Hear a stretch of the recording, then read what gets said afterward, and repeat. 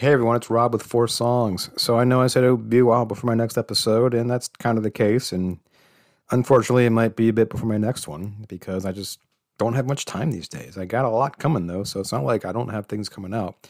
So the best thing to do is subscribe, however you're listening to this, and then follow me on Twitter at Four Songs 2. That's at Four Songs number 2, and keep up with me. So hey, anyway.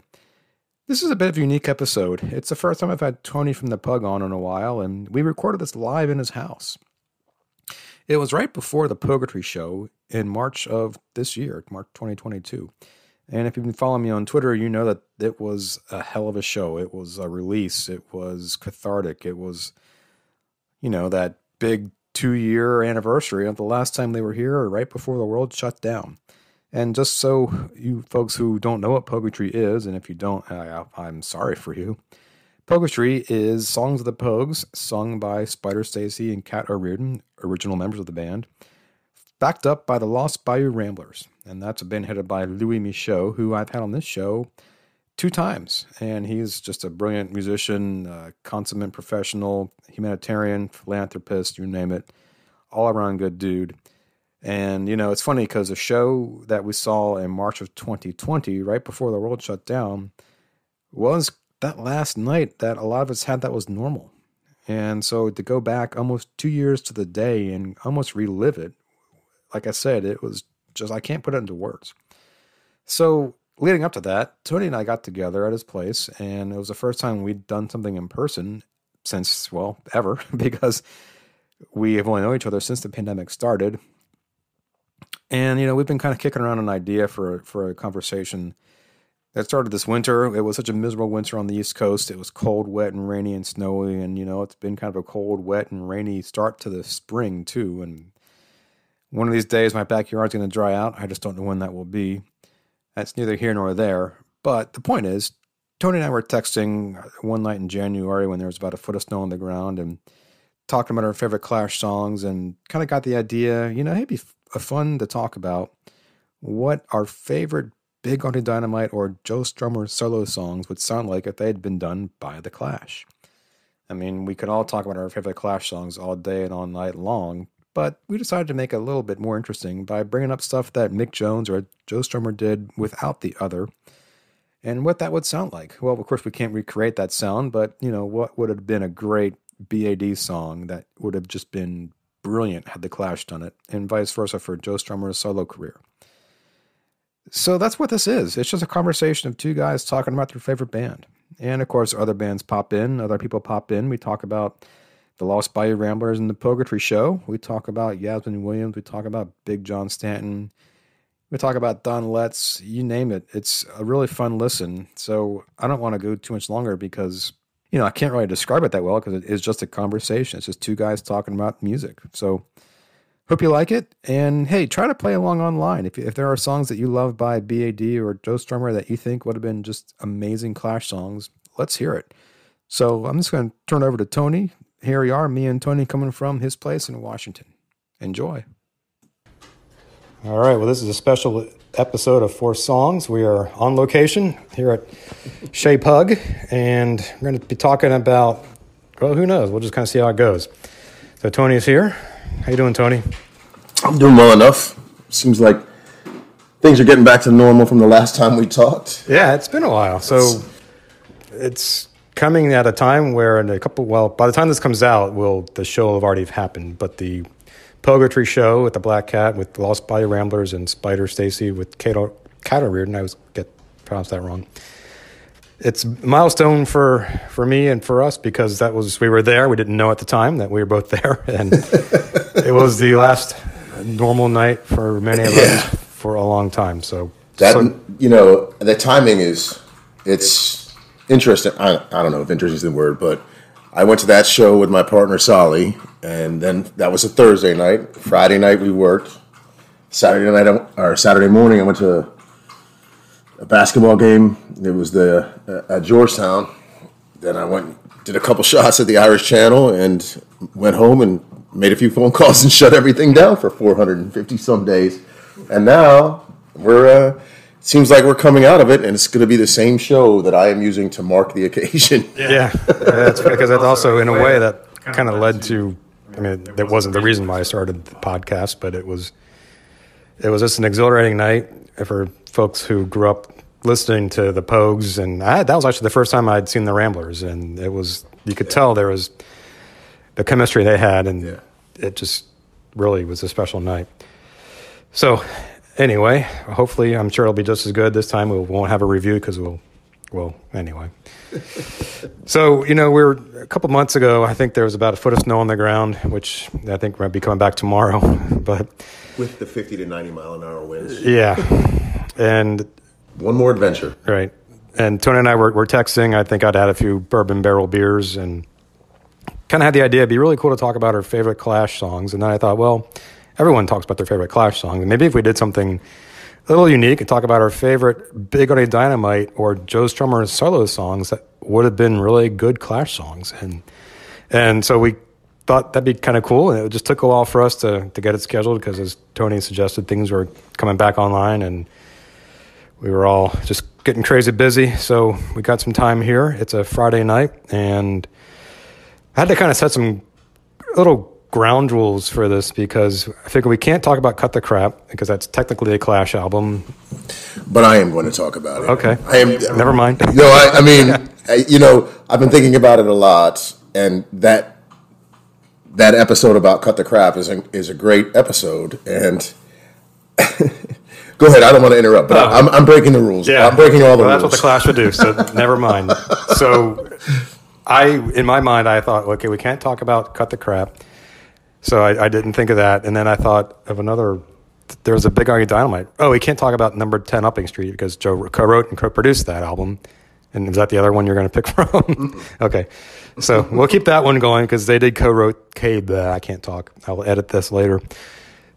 They worked together on that, as people who are listening to the show probably know. That was an album co-written and produced by Mick Jones and Joe Strummer, and didn't think it would be right to talk about a song from that album, considering that it's a co-written album. So anyway, they were the rules, now they're not, and I'm kind of rambling. So I'm going to just kick it over to you, Tony, and hear what your songs are. So I knew that was going to be your rule, and you said we were going to talk about the Clash and Big Buddy Dynamite songs.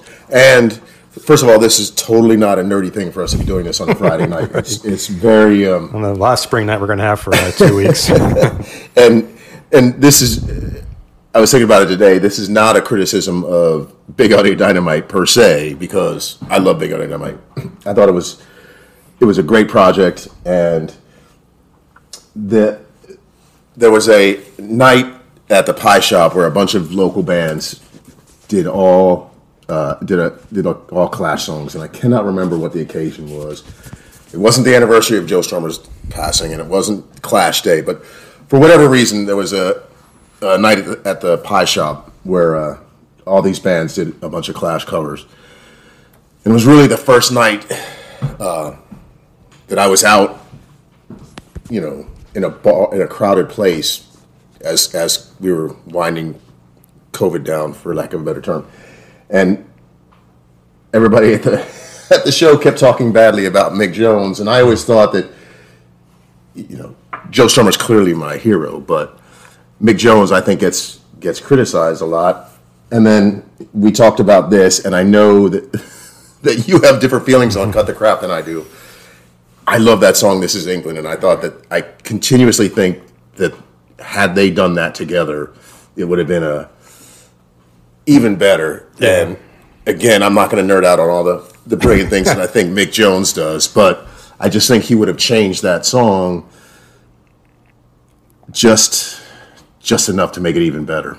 And again, I am one of those guys. I don't hate Cut the Crap. I just never listen to it.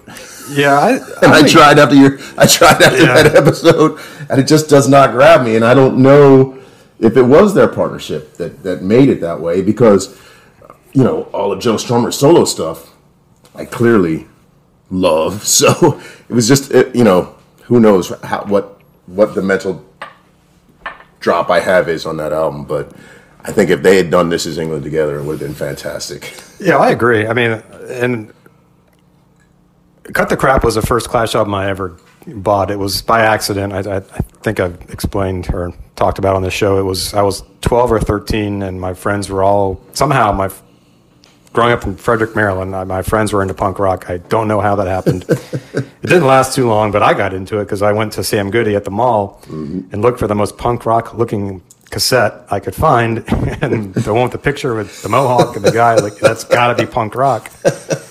So I kind of made myself like it, and a couple months later, you have birthday parties and your kids, and a friend gave me Black Market Clash, so I was hooked. And my feeling about Cut the Crap is always that it got me into the band. And then talking to Mark Anderson, who wrote that book, like, I hadn't listened to that album in probably 20-some years, and it maybe just the songs that he was explaining, like Three Card Trick, I listened to it again, like, that is a good song. But yeah, This Is England. Even the one on the, I know they did like a reversion or a earlier version on that Joe Strummer compilation. Oh, right. And I prefer the one on Cut the Crap. Yeah. No, and I think, and again, we run the risk of having this conversation saying, well, that song's not good. I think it's a great song. I just think that it would have changed it had they done it together. And, Yeah. So what do you got first for Big Other Dynamite? It's funny because it's the same, it's Tighten Up Volume 88, the song, not the album. Because the album is, it's got one or two good songs, and this is Tighten Up is, I think probably the first, and again, I'm not completing my sentences here, but it was the first Big Other Dynamite album that I got, because I didn't know they existed. This is like the 2 years after this is like 1990. I was 14 or 15, and a friend of mine who knew I loved The Clash said, "Hey, did you know that Mick Jones has this other band called Big Other Dynamite?" And I was like, "No, how would I know that?" And I don't know how he knew about it, which is an even funnier thing, because again, this is before the internet, before cell phones. You had to get everything out of Rolling Stone or Spin magazine. And so I went back to the mall, and whatever $10 I had in my pocket, and they had two cassettes, and one of them was, I think, Mega Top Phoenix and Tighten Up, and all I could afford was one, so I just kind of randomly picked Tighten Up, and I kind of made myself like it again. But the song Tighten Up, it reminded me when I listened to it the other day, it's like, this is kind of like their version of This Is England. It has a very similar beat.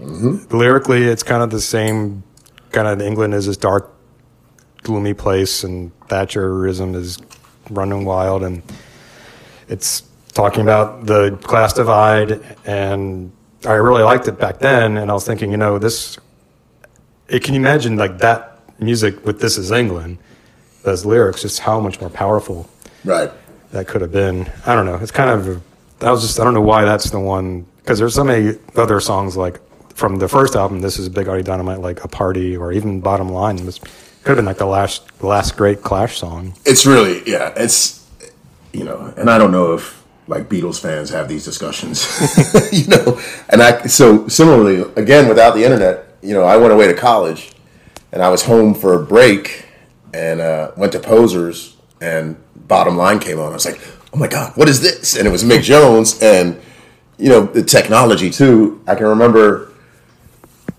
I didn't go to that first tour, but a friend went, and I guess it was Don Letts, and he had a stack of tape decks, and every time they would play like The Horses Are on the Track, he would push play.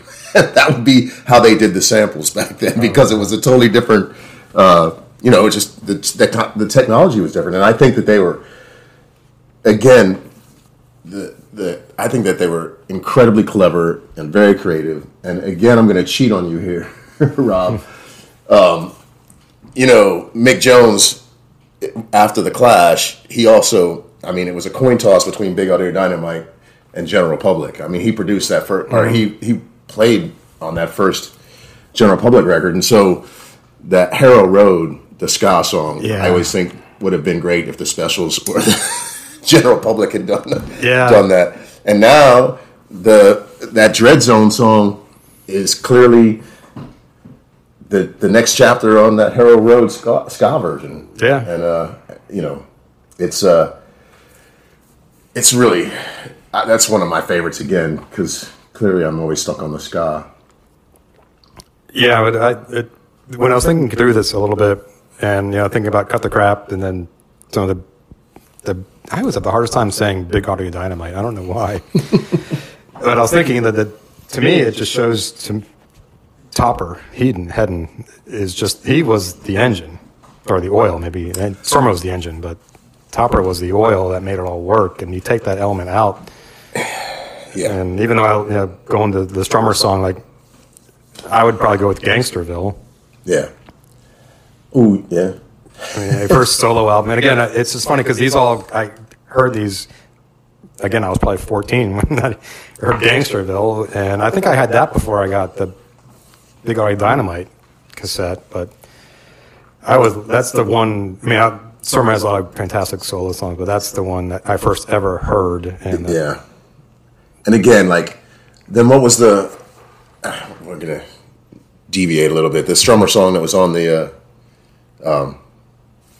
Sid and Nancy soundtrack. Oh, Love Kills. Yes. Yeah. That also. That would have been a great song. I spent a lot of time thinking that I wish the Clash had done that. Mm-hmm. And again, I'm vaguely going to veer off topic because we were talking about Don Letts before we started chatting, and let's not. I mean, he's an underrated piece of all the genius behind it, and as locals, I just found this out the other day. The Big Go-Go movie, Good to Go, mm-hmm. he was involved with. Really? And I cannot remember. I don't think he directed it, but he may have been a cinematographer or whatever. But he was involved with it, and then he sort of got pushed aside. And thinking about that, if there was a go-go version of the Globe, I would be very happy. Yeah. with the should I stay or should I go sample in the middle of it? Mm-hmm. Yeah. Again, I'm deviating from the formula. That's all right. But still, I just, knowing you were coming over this afternoon, I was listening to the Big Audio Dynamite all afternoon, and I'd forgotten how many really great songs they had. And, I saw them, I missed that first tour, but I saw them 3 or 4 times afterwards, and they always put on a great show. And again, that Clash set that they did in New York, that five night stand, apparently they sort of got into the early stages of hip hop, which clearly was a big influence on Big Audio Dynamite. Yeah, it's funny. So this will be coming out after the Emily Capel episode. So you'll hear a lot of if you've listened to that, you'll know we talk a lot about ska and Big Audio Dynamite, and just that how the scene and she would call it the what the heck did she call it? Subculture. Yeah. So anyway, so I will figure out how to make this make sense. No, of course. No, but the subculture, yes. Yeah, and I hadn't really thought of that as, growing up where I grew up outside of Washington and kind of the rural part of Maryland where there really was no subculture. And always thinking, I think what I loved about The Clash and bands like The Clash was they were so far removed from anything in my reality that they were just this from another world, for lack of a better word. Yeah. And when I didn't really get them, I mean, I loved them, but I didn't really understand where they're coming from until I went to London, I think, the first time when I was probably 27, 26. It was after Strummer died, so I didn't get to, not that I would have seen them, but he wasn't there. But just walking around like some of the areas like Camden where just these mix of cultures that I don't know you get that even in New York and in Washington you get part of that, but now it's getting pushed further and further out. Yeah, it's hard to figure, and I clearly I would say England and America do have staggering race problems, and I don't know if for lack of a better term, the grass is greener, but it does seem sometimes that there is more crossover of culture in London than there is here. And it's funny because I love London and hate New York, and clearly London is the New York of of England. But walking around in Brixton or any of those neighborhoods, and being a big Clash nerd, and just that time period of music anyway, walking through those places and seeing all of that, it really does, it changes what you think about it. Yeah, because I didn't know where it was coming from. I couldn't really relate to it as much as I loved it until not that I could relate to it because I'm just not a part of it, but that was just something that really jumped out to me when walking around and just being like, okay, I get it now. I wish, it was just really cool. And then I think it made me at the time, like I said, I was like in my mid to late 20s. I wasn't married, but I was really into like the alt country stuff, which I thought that's my punk rock, that's my Clash movement. And then there's certain bands that I still listen to from that, but I don't want to get as much into it anymore. And I go back more to the stuff that I remember as a kid. And I feel like I have to listen to 5 Clash songs a day, or I don't have a good day. And it's, I always think about this too because I got into that, that Sunbolt, Uncle Tupelo, and that whole scene, subculture, whatever you want to call it. And to be fair, Joe Strummer loved Joe Ely, right? Yeah. So I don't think I'm betraying him listening to country music. No, I don't either. Because I always felt, especially when I was thinking that this was going to be the next big thing, and I wanted to be on the ground floor, and so I got way deep into it, and like bands like the Honey Dog, the Minneapolis had this great scene, and there was a little bit of a scene here before I got out of college that I kind of met that I never really I missed because I think it was very short lived, but there was you listen to like those early Uncle Tupelo records, even like the acoustic March 16th through whatever it is. That's a punk rock album. Oh yeah, yeah, absolutely. I think it is, and like, there were DC the Glenmont Popes and Blue Balls Deluxe were like that punk rock sort of rockabilly, not really rock. Yeah, they were country punk, I guess. Yeah. So I don't know. We kind of got way off track here, but that's all good. But London Calling, Clash, right? Yeah, Brand New Cadillac, and yes. Onward, and yeah. So, but yeah, when I was listening to some of the Big Eye Dynamite stuff, and like the pre and post Topper Clash, to me, as much as Mick Jones was, I think he's one of the most underrated songwriters I think of all time, but the stuff Topper could do, he really took them from a punk rock band to London Calling. Mm-hmm. And Sandinista. With the Rock the Casbah was his, right? Mm-hmm. And whether you like it or not, if it was their sellout or not, it was their biggest, that they became a household name after that song. Yeah. And, you can just like that song, but the creativity you cannot deny the creativity that Topper put in that song. I wonder, is he? Do we know anything about? He's recovered from his ills, and I have, just like I've tried to reach out to Mick Jones or Don Letts, and it's been unsuccessful. But yeah, he's alive and well. He seems healthy. If you think of all the ones who would probably not would be alive, you wouldn't think he would be, but. He has recovered, as far as I know, and seems to be in good health and good spirits, which is good news. And I will always think he's the best drummer I've ever heard. Yeah, he's, yeah. Again, I'm biased about anybody that was in the Clash being the best on the planet. Mick was never the best guitarist. He was just always on point. Well, I think he was so like, and again, to totally nerd out on it, he has a little part of Stay Free that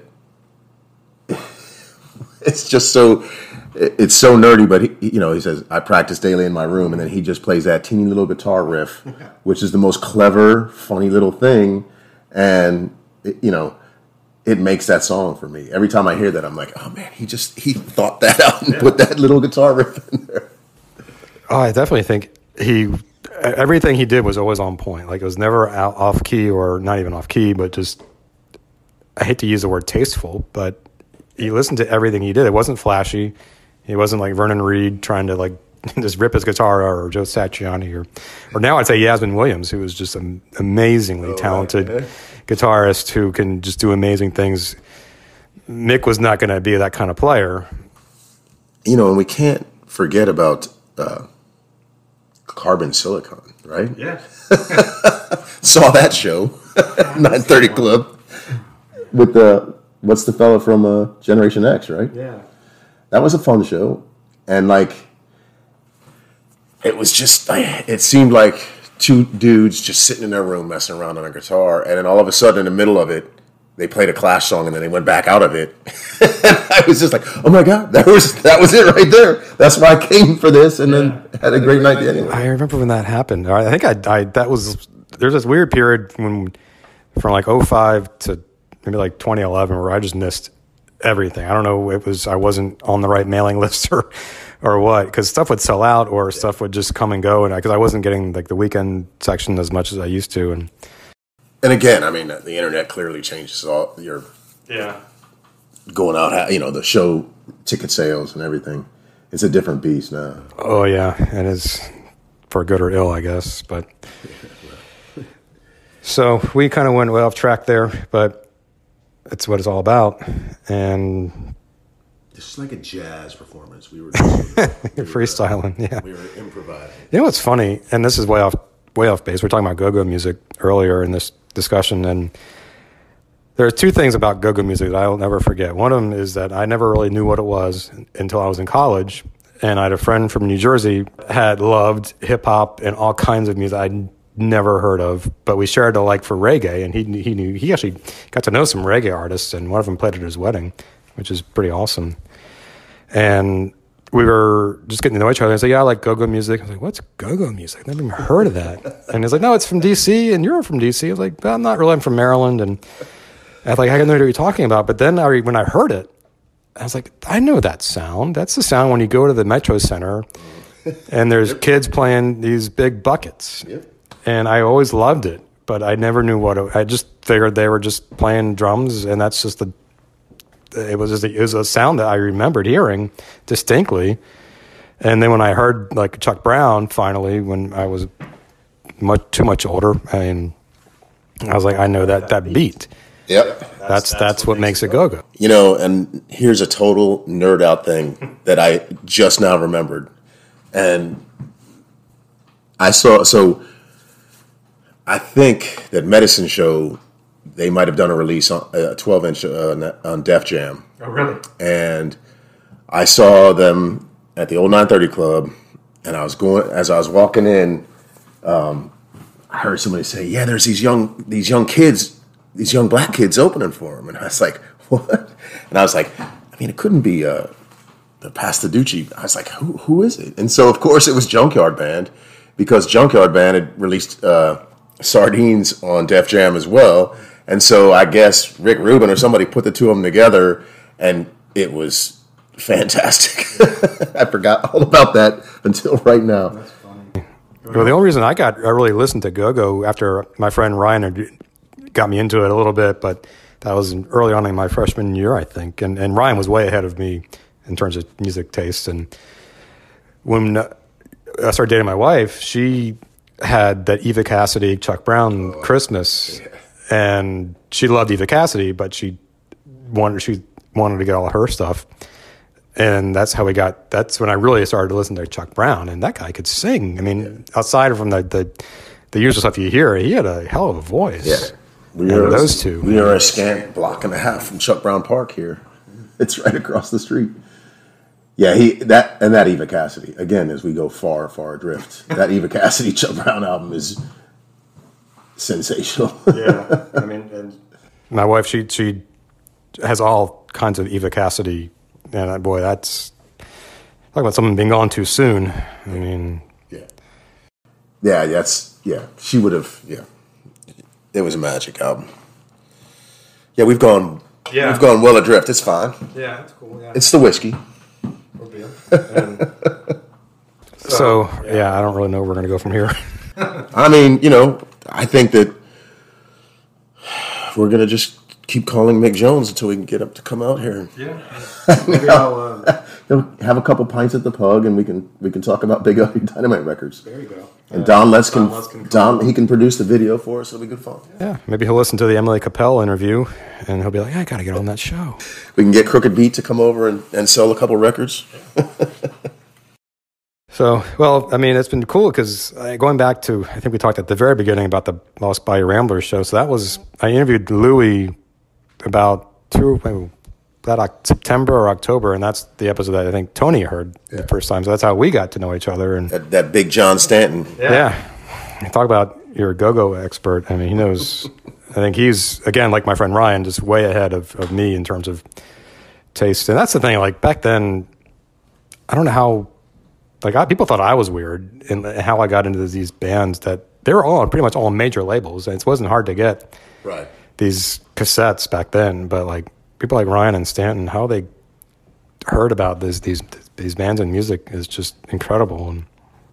But I think, and you know, I got into the early stages of hip hop, and I think that it was, again, it's so corny, but I think that listening to The Clash, they just opened my mind to a lot of other stuff. I think that, you know, and I think the differences between The Clash and Big Audio Dynamite are that progression where it was just another style that they wanted to do. And I think that again, like I said, I listened to Big Audio Dynamite all day today, getting ready for this, and I'd forgotten how many songs by them that I loved. I mean, I Turned Out a Punk. It's so great. Yeah. And that song, I wouldn't have had The Clash do that one. I would have had possibly Jonathan Richman, because I think that they might have borrowed that guitar riff. But yeah, I mean, and admittedly, I think they're a mixed bag. I think their good songs are fantastic. Their bad songs are pretty... They're unmemorable. Unmemorable. Not bad. They're just unmemorable. I mean, but... And I think some of that is I think, toward the end of Big Audio Dynamite, some of the lyrics, I think, kind of fell flat. Because, I don't know, Mick was a lyric... I mean, he wrote some fantastic lyrics. I mean, he wrote Stay Free, as we talked about, and he wrote... What songs did he write? I mean, he wrote Should I Stay or Should I Go? Wasn't that it? Yeah, but I'm thinking lyrically, because I know that he wrote like all the music, and he wrote something that Strummer wrote on London Calling that I don't know why it escapes me right now. So my son, that's his big game, is when we're listening to The Clash, he picks out who's singing. Oh, really? And then he's like, do you think Joe wrote this one, or do you think Mick Jones wrote it? And I'm like, listen, pal, you're 10. Don't worry about who wrote it. Just keep listening to it. Yeah, there's one, and it's one of their best songs. And I couldn't believe, because it's in one of like the Clash documentaries or the 101 or whatever. And he says, Joe says, I'm usually singing my words. This one was a Mick lyric, and it's amazing, and I don't know what it was, and that's really sad. But the one funny thing is, like, so Joe wrote "Lost in the Supermarket" that Nick sang, and that is one of the talk about fantastic lyrics. Yeah, we are far afield from our initial argument, but it's fine. It's rock and roll. There's no rules in rock and roll, Rob. Yes, and it, you know, since we're talking about the poetry thing, don't forget that Mick Jones, or not Mick Jones, but Joe Strummer sang a few Pogue songs. Yeah, you know, and I got to say, when they played London Calling at that show, I've heard Joe sing it with the Pogues. I've never really liked it. I always thought it was too. They was trying to make it sound like a Pogue song, right? But when the Bayou Ramblers did it, it was just amazing. Like I had actually got goosebumps. Yeah, because you could tell because Spider announced that like this song is by another lead singer of the Pogues, and like he's going to play a Clash song, and it was London Calling, and they just did this version that, and like hopefully we would have heard it when we have seen this. I'm trying to do something in the past tense that hasn't happened yet, but it was just. It gave me chills. Somebody sent me a video from the show in New Orleans already, so I'm pretty stoked. I'm not going to say what song it was, but wish it wasn't a work night. The St. Patrick's. Well, we got to do what you got to do, but I think that's. Oh, and I was talking. I don't know if I had this in the first interview because Louis and I ended up talking for like an hour, and I had to cut a lot of stuff out of that.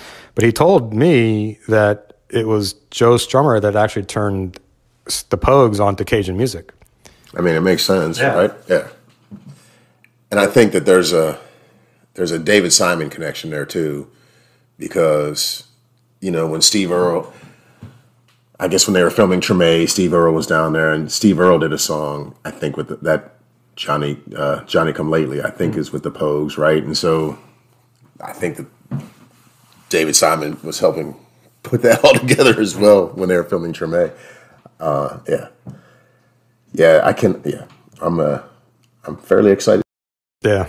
And then the other thing that was funny was talking to Louis. I thought, well, he must be a big Clash fan. And he's like, I actually had never listened to them until I met Spider. Because, the Cajuns, I mean, that's like a whole thing. And I don't even think that's a subculture. That's a culture. That is a legit, like, they sing in French, Cajun French, not even like French. It's the whole derivative of French.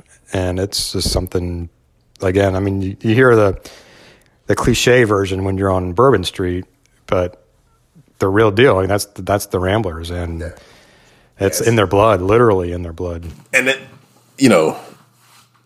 I don't want to overshadow the first half of that show with the Lost Bayou Ramblers, how good that is too.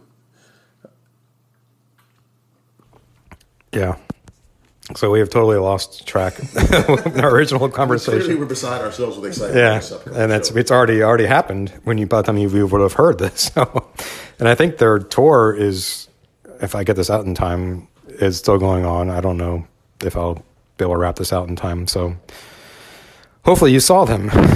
Hopefully, they'll do it again next year. Yeah. Call in. We can talk about it. Yeah. So, I think we'll probably start wrapping it up. But I don't have a good transition to get there. Well, I mean, to me, you and I have talked a lot on the phone. We've crossed paths a few times in person, but to me, this was the inevitable. I mean, we went far afield, but we have not, because we've all been isolated for. Yeah. We've had a lot of discussions and a lot of texting and the occasional email, but this is the first time we've actually got a chance to sit down, have a drink, and be in the same room. And, we recorded it, and, you can listen to us ramble. This is the Lost DC Ramblers. Yeah, it's fine. And, I'm glad that we got together and didn't have to do it over a Zoom session. Right. Yeah, because that could have gotten out of hand, too. But so, yeah, because, if I get this out, it'll be in the next couple of weeks. It's come up almost 2 years when I started this damn thing, and I never thought it would last more than 5 episodes, and who knows if it's going to last any longer than this. But it's been a lot of fun, and I hope everyone's enjoyed it. I have. It's gotten me to meet Tony, which has been awesome. Because Ian Jones. Is it Ian Jones? Yeah. I've listened to that record all the time now. Yeah. You've gotten a lot of. You've introduced me to a good bit of stuff. Well, that's and a lot of the Ian Jones I only got introduced to him through his PR person, Wendy Brinford Jones. I will be sure to highlight her because she's also got me in touch with the Sweet Lizzie Project and Dar Williams, countless others. Yeah, she's just fantastic to work with, and so yeah, it's been a lot of fun. And again, like I said, who knows if this lasts longer than the end of this May, but I think it will. It will. I've got some other projects that I haven't told you about yet. Okay. The Go-Go book. We gotta sit down with him, with Chip, and definitely. Do that in person. There's another band, not a band, but a project that I just heard about that I want to talk to you about. So we've got stuff to still do, and we can do these live now. Yeah. That would, if I ever figure out how to, I mean, this is on YouTube, but I can't really edit the video because I try to edit. It would just look really choppy, and I don't know how to do that. So, but maybe one of these days we'll do something with that. So we'll figure it out. With that, old guys can figure out the technology. Yeah, or you got kids, and I have 13-year-old nieces who can probably do this in their sleep backwards. Yes, my kids will figure it out. Yeah. All right. Well, I'm going to wrap it up here. So, Tony, it's been awesome. Thank you for having me. I'm glad you came around. Yeah, and make sure to tip your bartenders. There you go. Well, I hope you enjoyed that. Like I said, we got pretty far afield there pretty quickly, but tell us what you think. Follow us up on Twitter and hit us up. Tell us what songs you would have picked from The Clash or Joe Strummer, Big Only Dynamite. What songs would have been amazing Clash songs? I mean, the band The Clash is just any of those songs would have been great Clash songs because we know how good the Clash were.